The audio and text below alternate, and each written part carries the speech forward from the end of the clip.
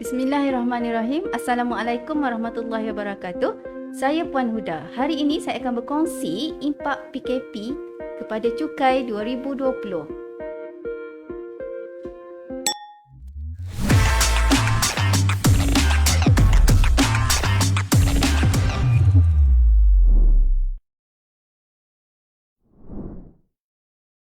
Dua minggu lepas, saya dihubungi oleh seorang rakan lama yang menyatakan kerisauan dan ketakutan kepada satu lembaga ni. Saya tertanya-tanya, apakah lembaga tersebut? Rupa-rupanya, lembaga tersebut adalah lembaga hasil dalam negeri. Saya rasa apa yang beliau takuti itu bukanlah lembaga itu sendiri, tapi sebab beliau tiada ilmu tentang cukai.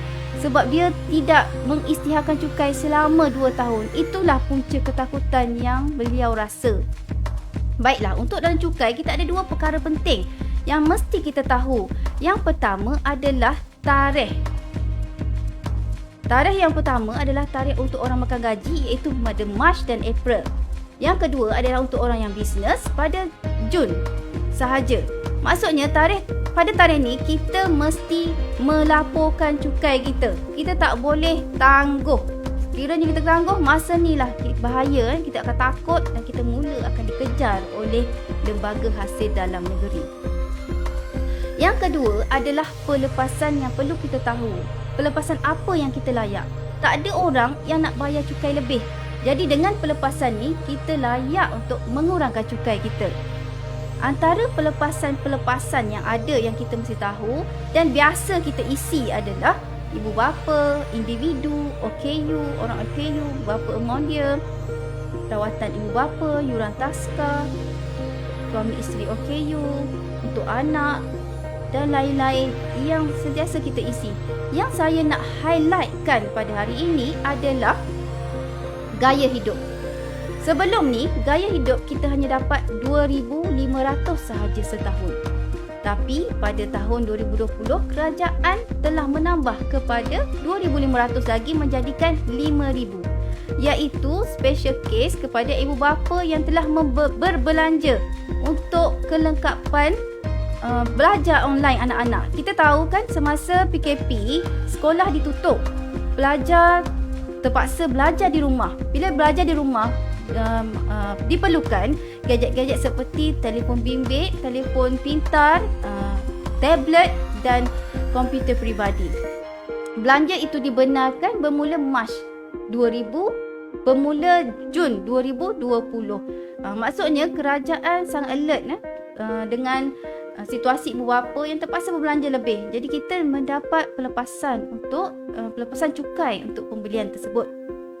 Yang seterusnya adalah melancong dalam negeri.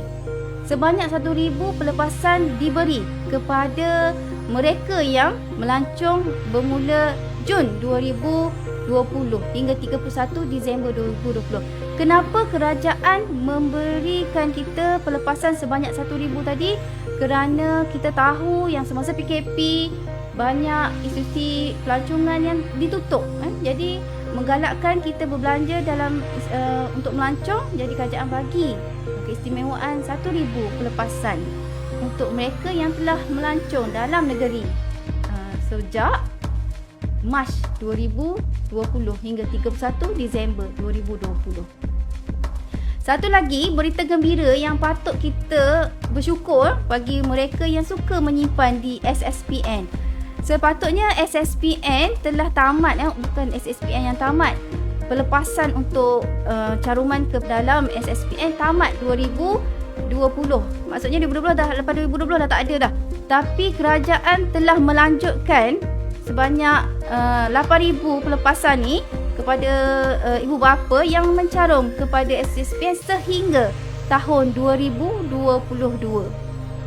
Jadi ibu bapa di luar sana patut gembira dan boleh menambahlah SSPN dan caruman dalam SSPN sehingga 8,000 kerana simpanan tersebut mendapat pengecualian cukai.